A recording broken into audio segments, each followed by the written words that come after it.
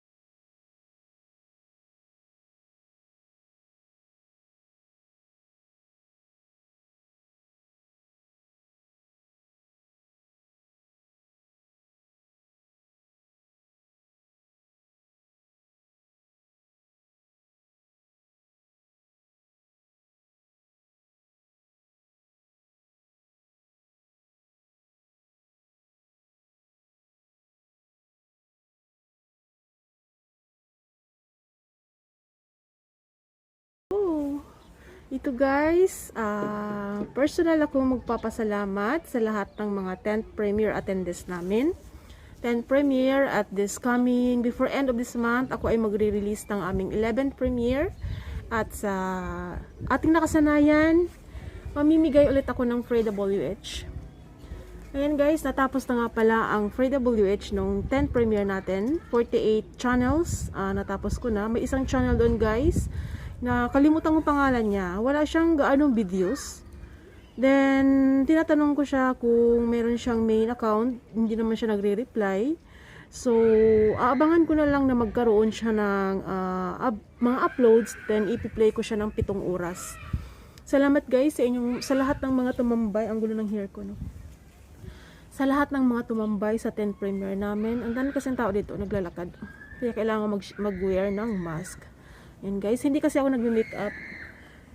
Hindi ko talaga feel magme-makeup at saka yun, Zoto, since after nung earthquake nung 2011, nag-start yung aking pollen allergy. So, nasanay na ako nagmamask kahit saan ako pupunta. Kahit hindi pollen allergy season, I'm wearing mask. Hindi ako komportable. At saka, feeling ko na-filter yung hangin na hindi ko nalalanghap kasi sensitive din kasi yung ilong ko kahit talaga hindi siya pollen season, sensitive talagang ilong ko. Ayun, kaya nagwe-wear ako ng mask anywhere where I go. So hindi na ako nagwe-wear ng lipstick, may makeup, hindi na. Kaya yan, kahit nga ini foundation hindi ako naglalagay sa mukha ko eh. Kasi magkakadumi yung mask natin, ganun. Tapos as I've said, allergy ako sa mga alikabok. Kaya hindi ako masyadong nagme-makeup. Dati nagme-makeup ako sa aking trabaho, pero ngayon hindi na. Then ayun guys, ulitin ko, abangan nyo na lang ang aming 11th premiere. At sa nakasanayan, ako ulit ay magbibigay ng Free WH. Sisikapin ko na hindi umabot ng 30 minutes yung aming premiere. Kasi pag umabot na ng 30 minutes, binibigay ko is 7 oras sa walang harang at 6 na oras naman sa may harang. So ngayon, sisikapin ko na hindi aabot ng 30 minutes para kahit paano makalas din ako sa oras sa mga ipi-play ko. Ganun. Sa may mga harang, of course, no skip yan. Then, sa may mga invite na hindi ko pa kadikit na sinama ninyo para kami ay panuurin ang aming premiere, meron kayong tag 3 oras bawat channel. Kailangan yung channel na inyong isasama is hindi ninja guys. Kailangan meron siyang kailangan yung kanyang channel is kailangan may post yung legit, ganun. Para may maipi-play ako at saka syempre para naman legit din yung pagbigay ko ng 3 hours dagdag doon sa inyong Free WH. Halimbawa, kayo ay hindi pa muni, so magiging 10 oras kung mayroon kayong isama na isang channel na hindi ko pa kadikit. Ganun yung sistema ko. Habang ako ngayon ay hindi pa busy, magagawa ko pa yun. Pero pagdating ng panahon na ako ay magiging busy na, baka hindi ko na magagawa yung pagbibigay ng Free WH. Then sa mga member ko, level 1 ka man, silver or gold, kasi yung 3 membership pa lang naman ngayon ang aking nabibenta. So, lahat ng member, i-level ko kayo guys, level 1 ka man or gold or silver, meron kayong tagsa 10 oras kapag kayo ay maka-attend as a member sa aking premiere. Ganon, yun yung aking sistema. Yan guys, ang ganda ng bulaklak, diba? May mga tao na lalakad. Hindi naman nakita yung mukha nila. Nakamask yung iba talaga hindi nagmamask kasi nag-walking sila. Ayun, then hanggang dito na lang siguro ito. Sobrang haba na siguro itong aking, ano ba to? Ang gulo-gulo ng mukha ko. Pasensya na. Talagang magulo naman yan. Hanggang dito na lang at maraming salamat. Personal akong papasalamat sa lahat ng mga 48 channels na nag-attend sa amin. In and out, at salamat sa mga tumambay talaga mula umpis hanggang sa dulo. Mabuhay kayo at maraming salamat. Maraming salamat sa aming 2,000 subscribers. Thank you so much and keep growing everyone. Keep growing higher and more power to your channel everyone. Thank you so much and mabuhay. Bye-bye. Hanggang dito na lang. Thank you, thank you.